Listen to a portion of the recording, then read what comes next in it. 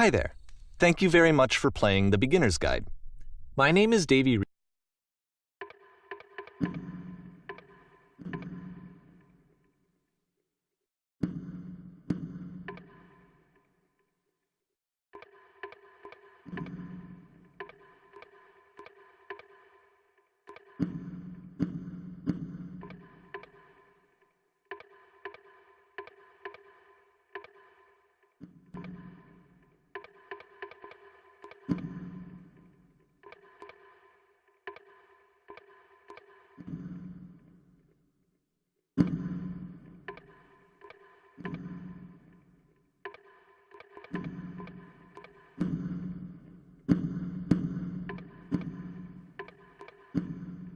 Wreden. I wrote the Stanley Parable, and while that game tells a pretty absurd story, today I'm going to tell you about a series of events that happened between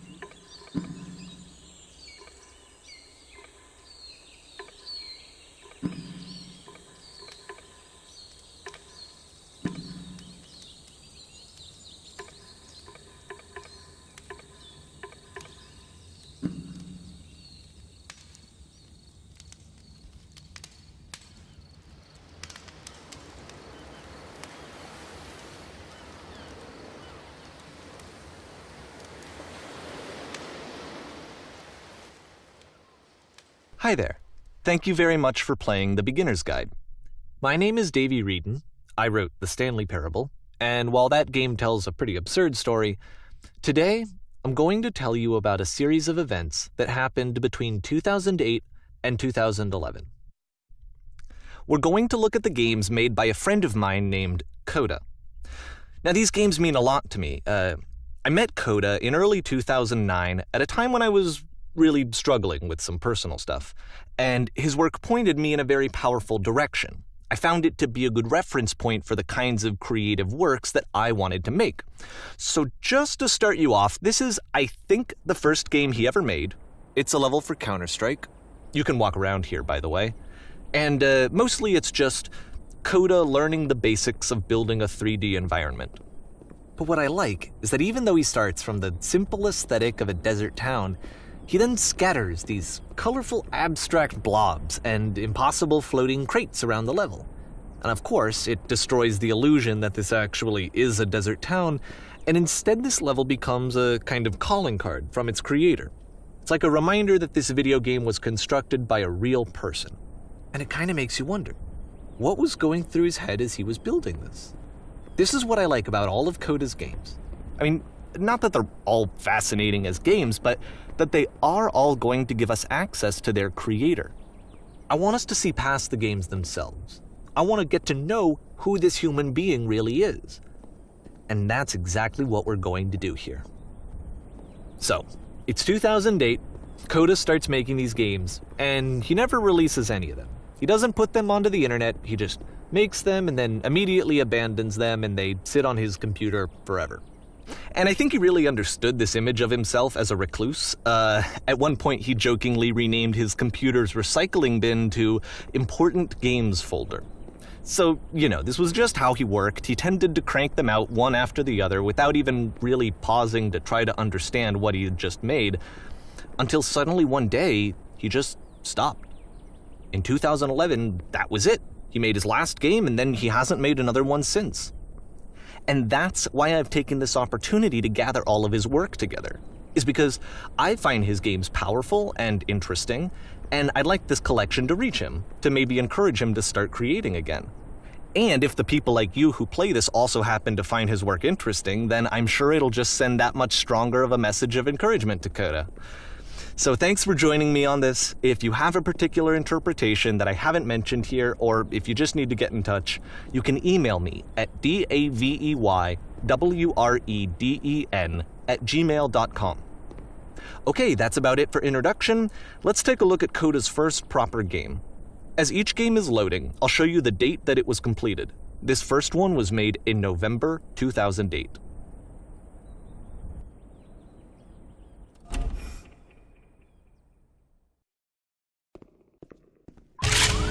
Warning. Whisper machine active. Shift destruction imminent. This game is called Escape from Whisper, and it's one of the more generic games you'll see from Coda.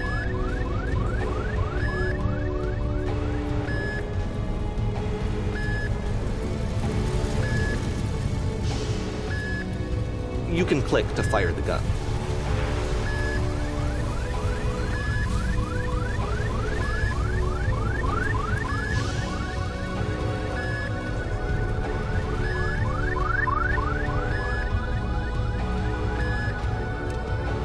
Security call breached. Hostile alien life forms inbound. It kinda looks like this game was abandoned mid-development. For instance, you have this gun, which you'd think would indicate that there are supposed to be monsters or enemies somewhere, but then clearly there are no enemies anywhere. You can't even reload the gun when you run out of bullets. But ultimately we don't really know. Maybe Coda thought that actually it was complete the way that it is. And I think that we should talk about his games for what they are, rather than for what they're not. Enemy force neutralized. Begin ship evacuation.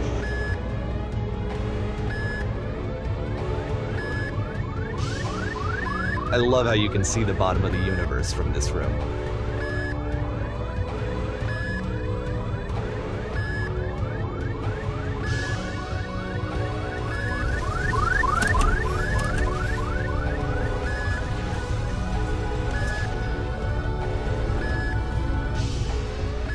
Apparently, this space station has a labyrinth on it.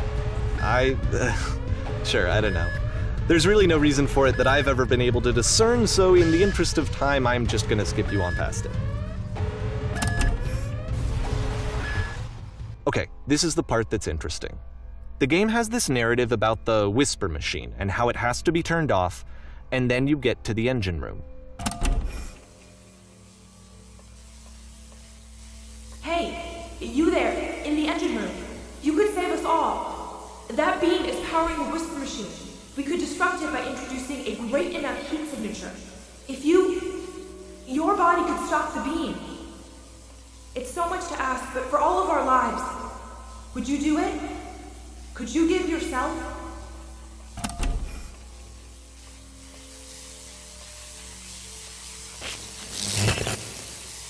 Let me pause here for a second.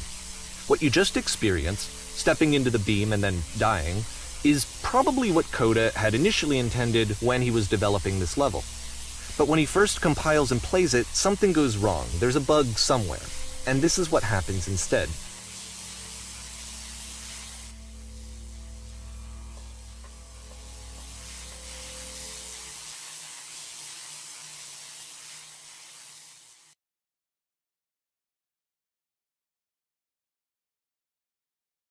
The beam causes you to start floating.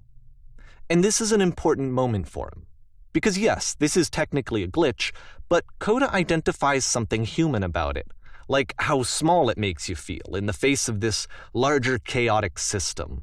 Or this floating could be the afterlife, a peaceful place, juxtaposed against all of the hysteria that you've just had to traverse. I don't even know. I have no idea what he was thinking, but what's clear is that after making this, something lodges itself in his brain.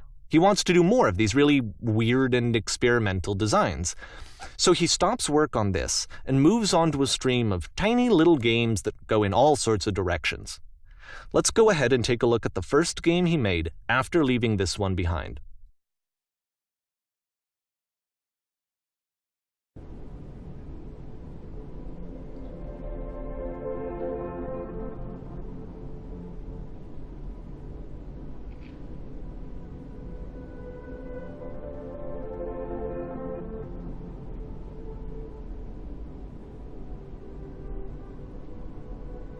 So try walking backwards.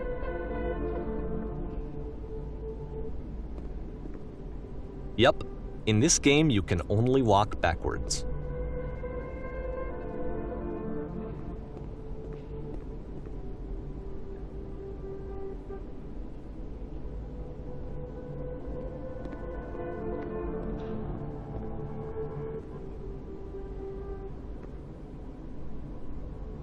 So it's a short and relatively minimalist experiment combining motion and narrative.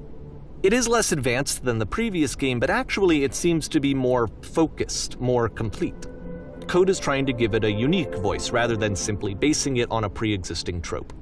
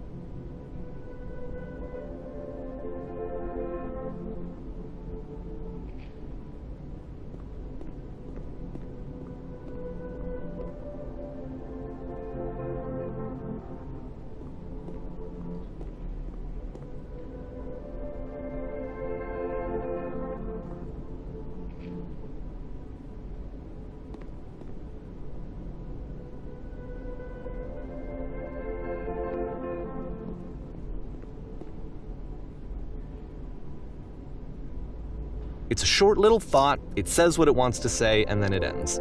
Didn't need anything more than that. Which to me is why it works, because it gets out quick. Okay, next one.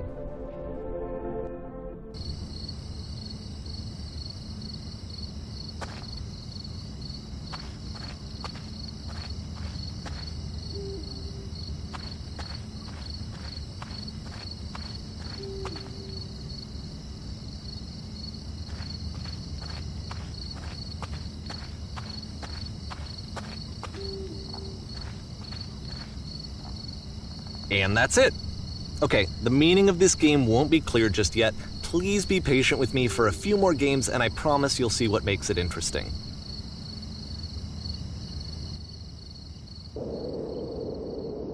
Oftentimes, Coda would put bizarre titles like this one at the start of his games. I wish I'd known him at the time that he was making these early games.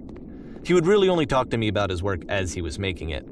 Once he stopped work on a game, that was it. It was dead to him. And I don't agree with that at all, but what are you gonna do?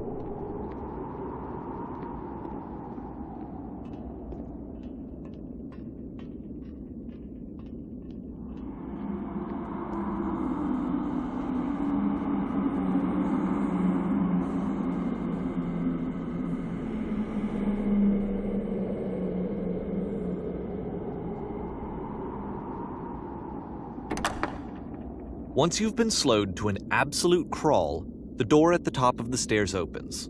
So why, if Coda's not showing these games to anyone, why bother opening the door at all? Well, to show you, I'm modifying the game here so that when you press the use key on your gamepad, it'll bring you back up to full speed so you can enter the door for yourself.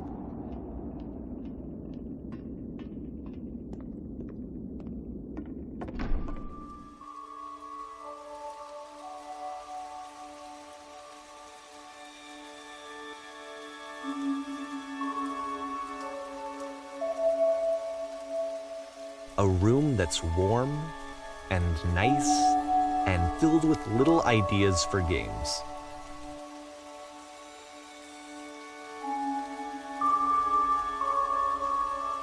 Coda would often tell me that he didn't mind if people thought of him as cold or distant.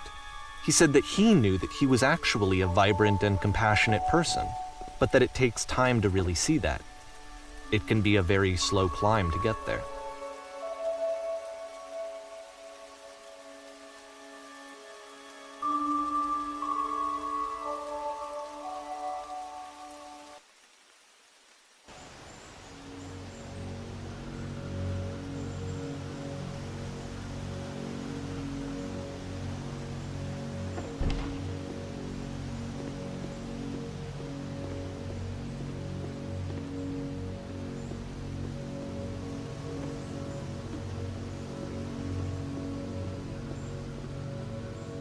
Well, this is new for Coda. It's an actual puzzle. Go ahead and see if you can solve it.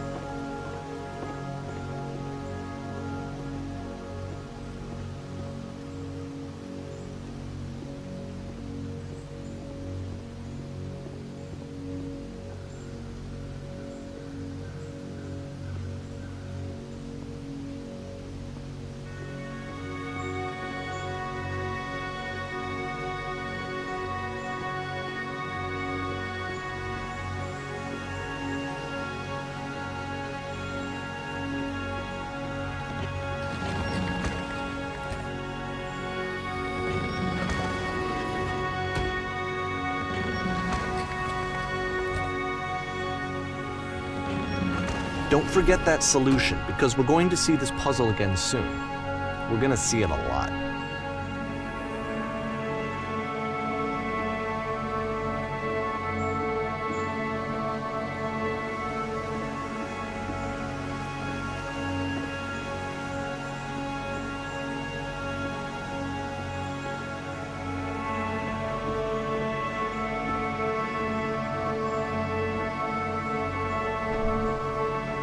So that seems to be it, right? You walk down a corridor, you solve a puzzle, you get to the end. Simple enough.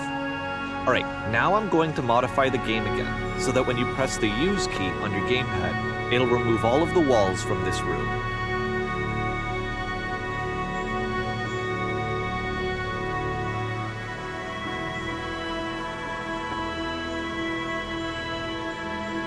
How about that? There was more to it than we had any way of knowing. I actually find it funny that this game comes after the stairs game, since they essentially convey the opposite idea. So, in the stairs game, a dull exterior concealed a rich interior. And then, in this level, a dull interior hides this fantastic outer world. Either way, I think that the point is the same, is that most of the time you don't get to know what you're missing, or even that you're missing anything. That's not your role as a player. So if your role here is not to understand, then what is it?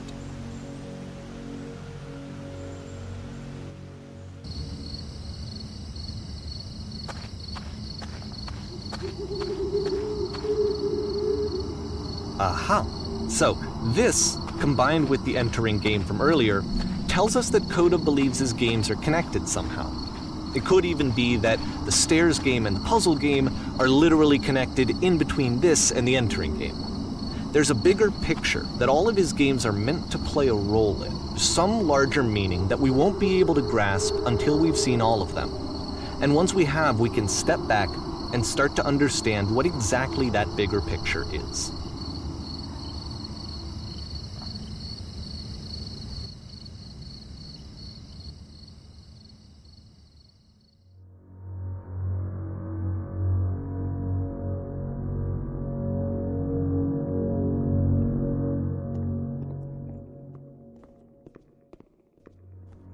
Let's talk about video game development for a second.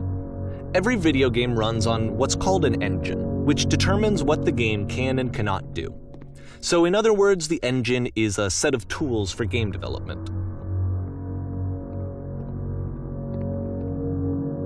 To make all of these games, Coda is using an engine called Source.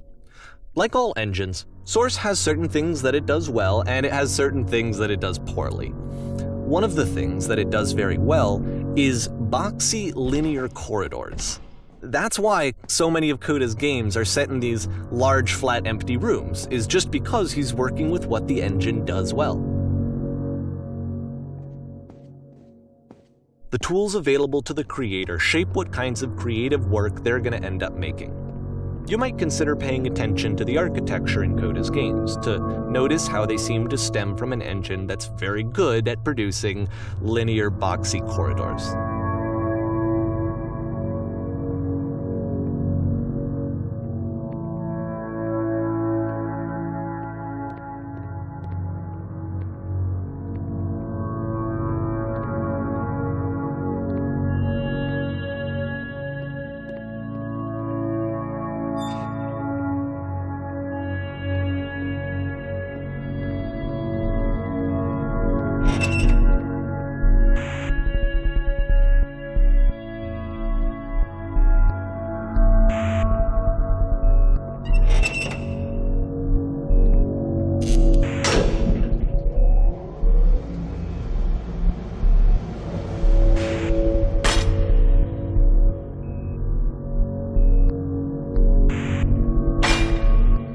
This prison, funny enough, in Coda's original design, the doors stayed shut for a full hour before letting you go. If you don't mind, I think we're gonna skip that.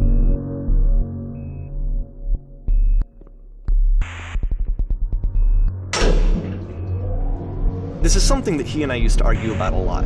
You know, whether a game ought to actually be playable, whether it means anything if no one can get through it. And I would always defend that, you know, all this work goes into the game, why not make it playable and accessible? And so we just got into heated arguments over it, and there was one time that after one of these conversations, he went home, and a day or two later, he sent me a zip file entitled Playable Games that was full of hundreds of individual games, each of which was just an empty box that you walked around in and nothing else. Believe me, I played every single one of those just to find out if there was like a gag hidden somewhere. There wasn't.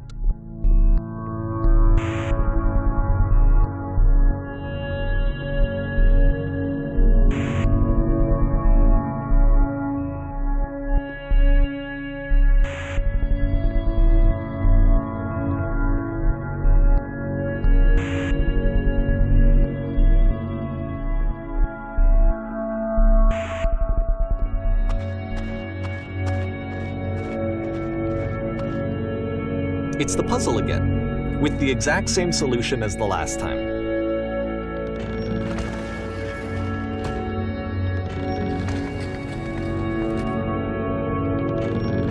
There's still no clear indication of what makes this puzzle so special that Coda is going to return to it over and over. But I promise I'll share with you my interpretation very shortly.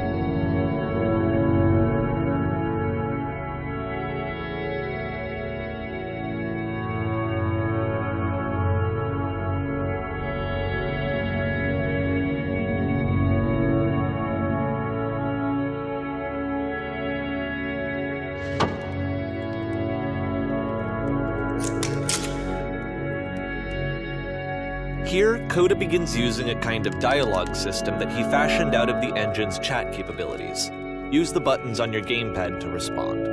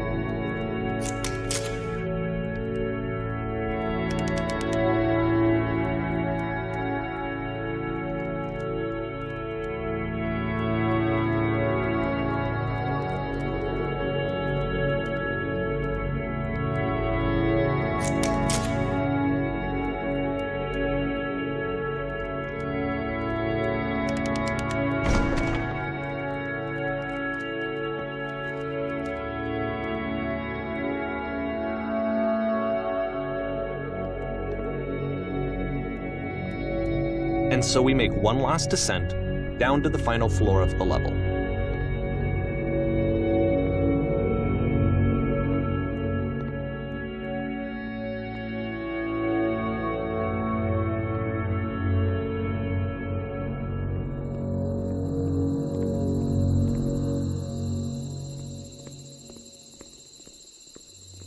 It's a lamppost. Okay, I can't tell you quite why, but for some reason, Coda fixates on this lamppost. It's going to appear at the end of every single one of his games from here on out. I'll tell you what I think. I think that up to this point, he's been making really strange and abstract games with no clear purpose, and maybe you can only float around in that headspace for so long. Because now he wants something to hold on to. He wants a reference point. He wants the work to be leading to something. He wants a destination, which is what this lamppost is. It's a destination. We're going to see it in the work as well. His games are just going to become a lot more cohesive, a lot more fully developed, with more of a clear idea behind them. And as we go, that idea will get clearer and clearer and clearer.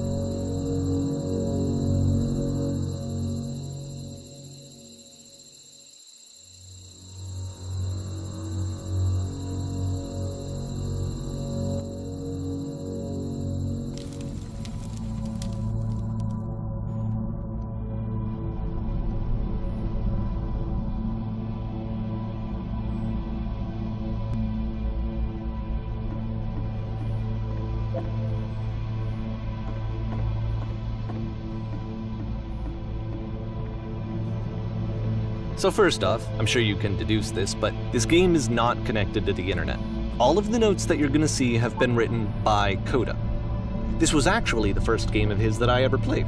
This was shortly after I met him at a weekend game jam in Sacramento, where I grew up. I saw him working on this very level, and it was just so different from anything that anyone else was doing. So right away I was like, I have to be friends with this person. In retrospect, I think I was probably a bit too pushy, trying to get his attention. I was over-enthusiastic. But he was very gracious about it and very patient with me. And I cooled off eventually. Oh, feel free to skip over any of these notes if they're not doing anything for you. Nothing extra is going to happen if you read all of them. Either way, to me they convey a sense of loneliness.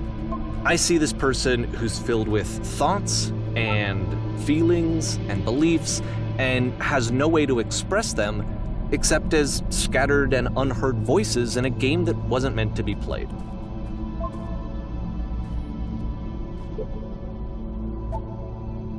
But it's ironic, isn't it, that in playing this game and seeing how alone Coda often felt, that we get to know him better and actually kind of connect with him. And I have to be honest with you, this idea is really seductive to me. That I could just play someone's game and see the voices in their head and get to know them better and have to do less of the messy in-person socializing. I could just get to know you through your work. I think this is why I always liked Coda's games so much, is because it felt like they let me have that connection. I felt as though he was inviting me personally into his world. And then I feel less lonely too.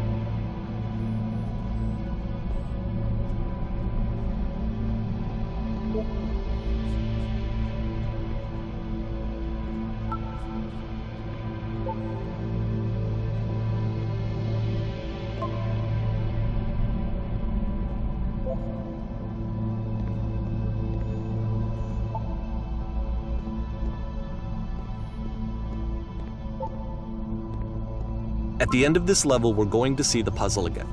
And here, I'll tell you what I think the puzzle means. Each of these games represents an idea that was on Coda's mind at the time that he was making it. And the puzzle is a way of closing the door on a previous chapter of his life before moving on to the next one.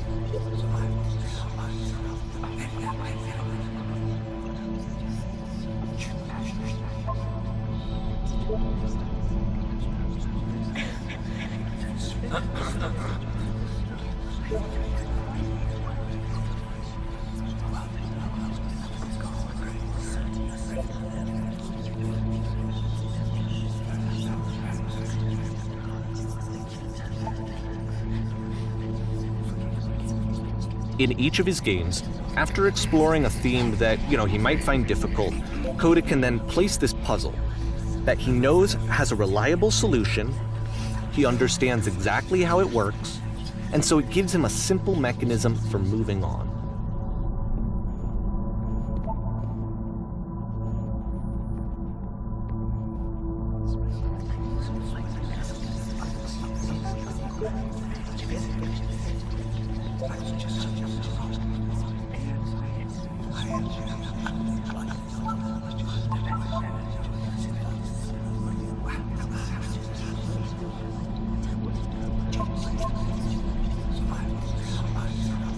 And because there's this dark area between the doors, a space between spaces, before you move on, you get to pause. Just for a moment, a few seconds to reflect on and let go of the events that led you here. To step back and connect the pieces together. To grasp at that elusive bigger picture.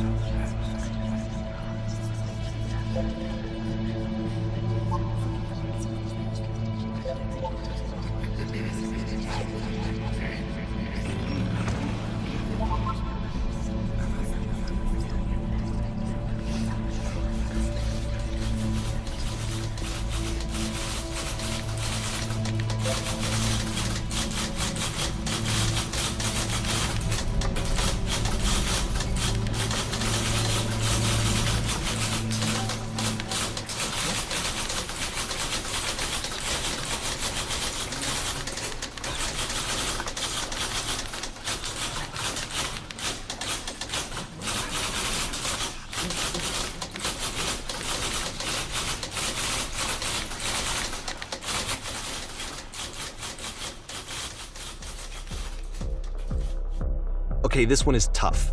It's gonna kind of just spin its own wheels for a few minutes. Hang with it.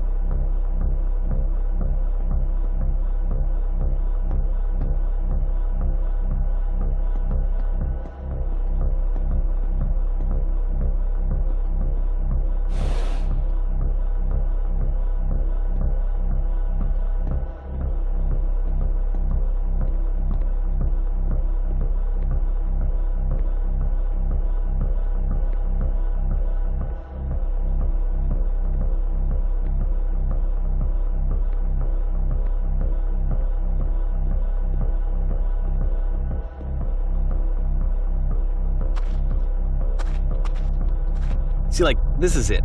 The whole game. And there's nothing that's particularly interesting about it. You just walk to the end of a hallway. Except, for some reason, Coda gets really fixated on this prison that has all of this modern furniture. And I don't know why, but he decides he needs to revisit this prison. He's going to start over, use the same assets, turn it into something else. Okay, cool. Here's version 2.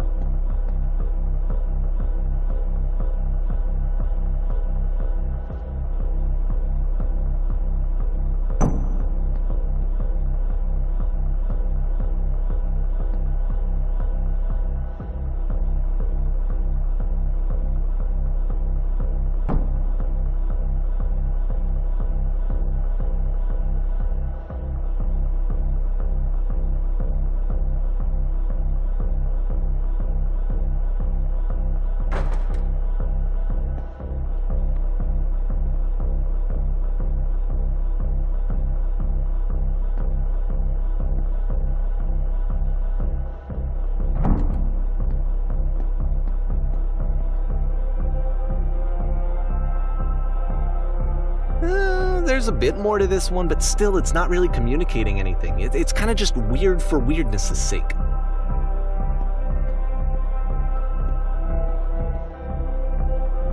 So okay, he throws it out and starts over. This time he comes at the prison idea from a different direction.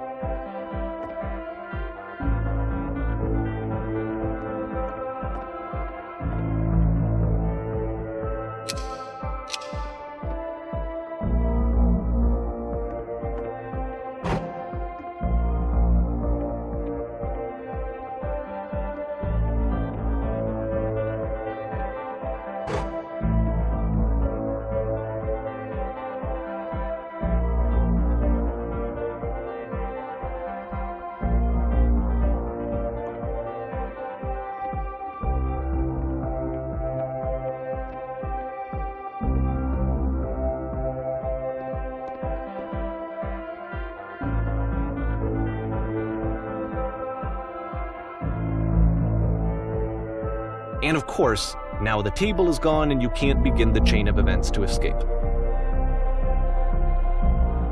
Here's a version where there are no bars, but you can't actually get to the well. And then a version where the inside of the prison is the outside and the outside is the inside. Let me just blink you real quick through a few more of these. I mean, he really unloaded on this prison idea. There's nearly a dozen of them. Personally, I think it's awful to watch this, to see a person basically unraveling through their work. And for what? At what point do you just go, maybe there are game ideas other than this prison that I could be working on? But Coda doesn't have that voice telling you to stop, that particular mechanism of defense against yourself. Without it, you just spiral. And so he keeps going and going and going and going and going, and then he hits on something. And he likes it. And that's it. He's done. He stops making prisons. This is the very last version of the prison game that he created. And the reason I think it works is that the prison is not actually in it.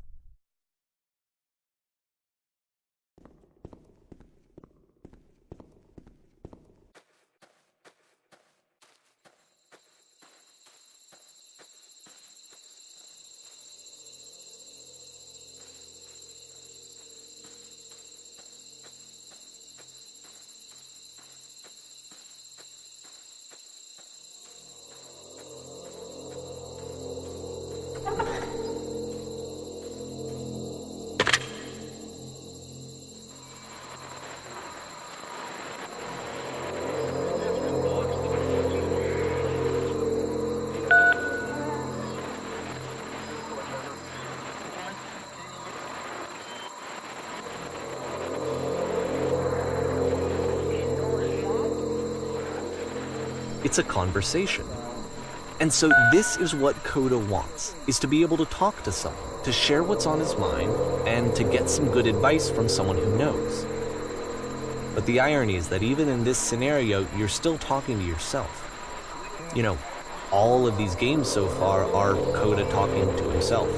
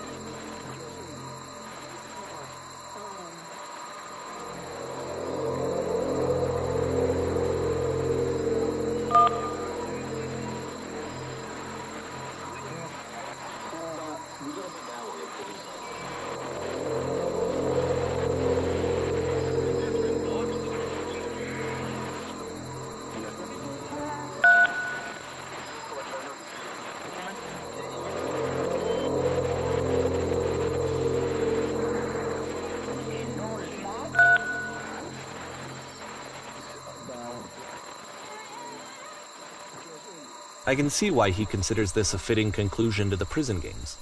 After all of the obsession and frustration, just to be told by someone you can trust that things are going to be okay. Wouldn't that be nice?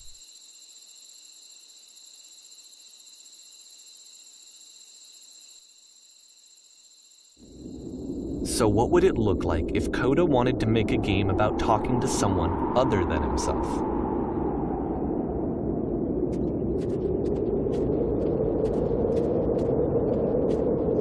To me, this environment is meant to represent Coda's puzzle, with the two doors on either side and a dark transitional space between.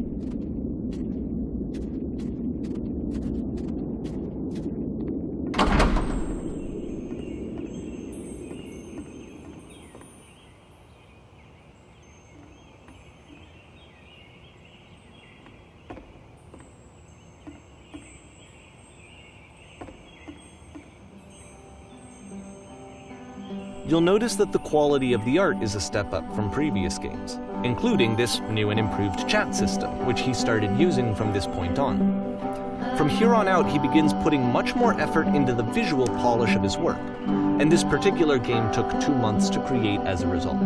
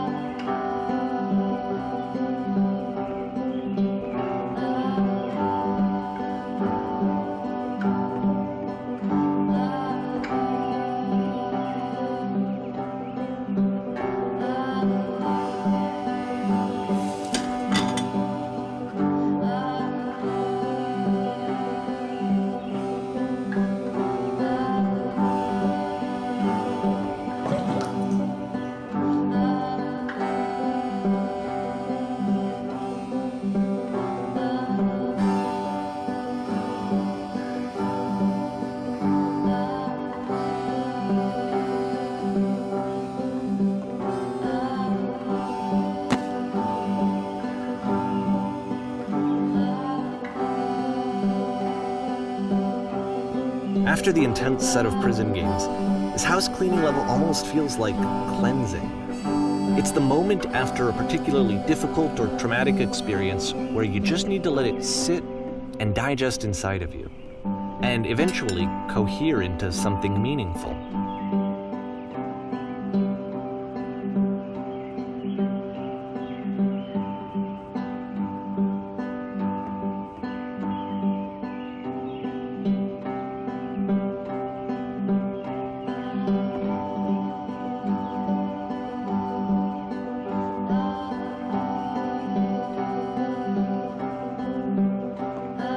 I know that Coda really liked this game. Of all of his work, actually, this was the only one that he called me up to ask me to come over and look at it. This was during a period of a few months where he was like grossly happy all the time, just walked around with a constant smile on his face.